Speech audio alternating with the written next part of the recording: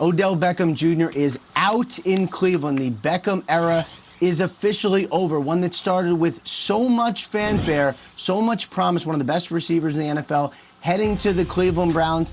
It ends like this, on a Friday morning with the Browns about to officially announce that Beckham is out. Now, this is a long time coming, and certainly for Beckham, this is exactly what he has wanted. He asked for a trade from the team a couple times, including most recently this week. It didn't sound like the Browns got much trade action. This really was about, from Wednesday till today, finalizing his release and making sure that all the financial details were right and perfect. My understanding, guys, of what this is expected to look like is the Cleveland Browns already owed Odell about $8 million on his fully guaranteed contract.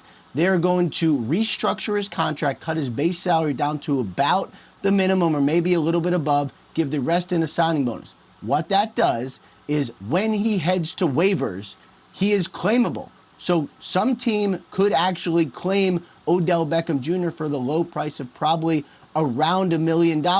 Could one of those teams right up at the top of the claiming order who need receivers, could they claim him and ruin his dreams of being free? We will find out, but what we know right now is that Beckham is out in Cleveland. He's released at the age of 29. I know that because November 5th is his birthday. He wakes up, he gets released by his now former squad. The Browns and other teams can sort of get in line. And as we understand from Mike Garafolo, there's lots of teams wanting the services of the once absolutely elite and electric wide receiver. Ian, thank you so much. What do you have to add? Yes, let me be crystal clear on that, though. The teams have to wait until he clears waivers to actually engage in negotiations. What does that mean? Tomorrow? What does that mean? Monday, I believe. Monday. If you're waived today, on Friday, you don't clear waivers until Monday. So I think we won't know until then whether he's claimed and then he can sign. That is confirmed according to a league or a team cap guy. Excuse me. Here's the other thing with this one. The players that I was saying, the players can reach out to him. You know, we saw that recently. Who was the guy that was just cut recently where the players were texting him? It was Stephon Gilmore was one of the guys. And the players, hey, come here. Players can do that. The teams can't do that. I get no indication that the teams are doing that right now. But the players are saying, hey, if you clear waivers, come play for us. We'd love to have you because, look, you know, and I hate the analogy here, but it's, you know, one man's trash, another man's treasure type thing. You know, these other teams haven't gone through it. The Browns have, the Giants have. They understand that, you know, when Odell Beckham isn't happy, he tends to let you know. He tends to show it. Somebody just sent me a clip from a play on Sunday where they ran the ball in for a touchdown. 10 players went to celebrate, and Odell Beckham started walking toward the sideline. That's the kind of stuff that's been happening there recently, and I've been told that he's asked repeatedly for a trade, including right up against the trading deadline the other day. So when that didn't happen, both sides basically talked for a couple of days, saying, you know what, it's best if we just part ways right here. This is not the general manager. This is not the head coach that signed him. They inherited Odell Beckham. They tried to make it work. Beckham wanted to move on. They said, you know what, let's make it happen here. So, yes, he is moving on. He will be on his third team. Jeezy, let me ask you a question. Talk to me. Does him converting that base salary to signing bonus and now his base salary is $1 million, doesn't that make him even more enticing for a bad team to claim? Yes. Well, like yeah. If I'm Odell, there's no way I would have done that. There's no way I would have had a team like Detroit or one of these other teams that has no chance at making it to the playoffs or going into that, you know, that last dance scenario of trying to win a Super Bowl, have the opportunity to claim me. Like, to me, that was the kind of the head-scratching kind of caveat in this whole deal. Yeah, that'll be interesting to see how that plays out. Could the Browns have done this to kind of stick it was one last time? It was a negotiation between the sides as to what the financials would look like. So he had his say in this. Just like, by the way, he had his say in how this week went. They could not bar him from the building unless they released him or suspended him. They didn't do that. So Odell, much as he claimed that he wanted to show up and practice and be a part of the organization this week, he couldn't be shut out of the building.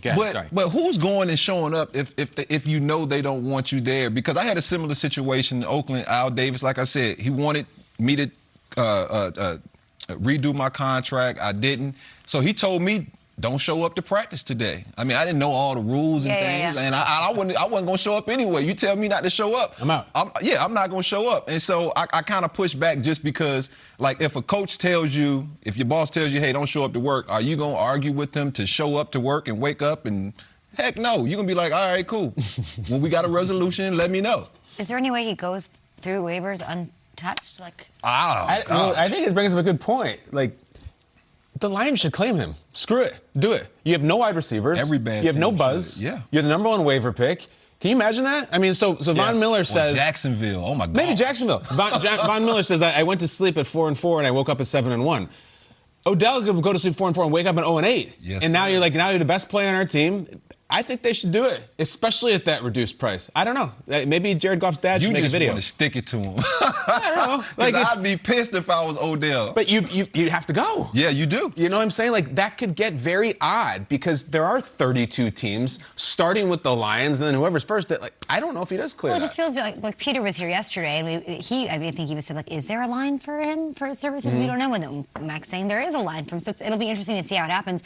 I mean, everyone's, of course, tweeting Odell to the Patriots, to the Chiefs. Right. What else are we seeing? To the Packers, Bucks. to the Saints, of course, the Bucks. Seahawks. That would be. There's a lot of teams needing wide receivers, of course. I will say that the Browns have made their voice known here this morning, tweeting this statement. After careful consideration, internal discussions, and conversations with Odell and his representation, we've determined that it is in the best interest of all parties involved that Odell no longer play for the Cleveland Browns.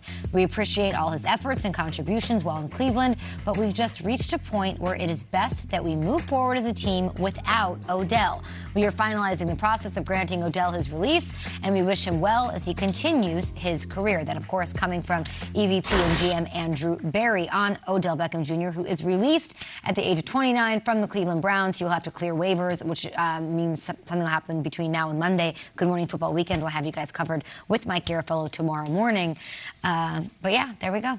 The crux of it is, like, if you're okay right now, or you're 500, or if you're just over, like, are you like, Odell's going to make the difference? Odell's going to get us to the playoffs. Do you want to bring him in and think he's still capable of changing your team? I'm out. The Browns are right there at 500, and they got rid of him. And I just, 2 times I'm out. You're out because you're thinking about the downside, right? What happens if he doesn't have a catch in his first game? Right. You know what I mean? Right. What teams that are interested will be thinking to themselves, and already thinking to themselves, is it's just a short window here. Make it low risk. Right. Not enough time that he's really going to blow up and do the things that he's done over the course But of his also, Mike, career. he has to prove something during this short window, so he's really incentivized to be a superstar and have a lot of catches. So, Yeah.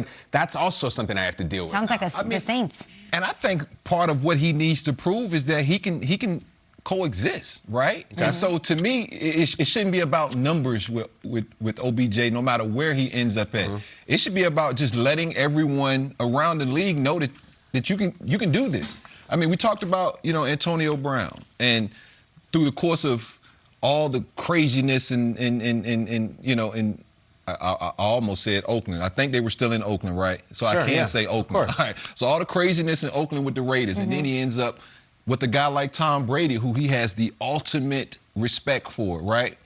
It's guys that are in locker rooms that certain players know they can't touch or know they can't cross because of that guy's stature or status. We all know people And like so, that, yes. I do think if OBJ is teamed with a guy like, a coach like Bill Belichick, a player like Tom Brady, a player like Russell Wilson, these are guys who have proven themselves as great players and great coaches, and guys that I think he will buy into what they're selling. I mean, we've seen Coach Belichick take some of the most demonstrative personalities and have tamed We've them also down seen guys because- go up there for 3 minutes and then have a cup of coffee and leave because they can't hang. You have, but one of the tight ends, the Bennett brother, what's his name? Martellus. Martellus, yeah. Martellus said, dude, I love Bill Belichick because at the end of the day, he ain't give a damn about nothing else.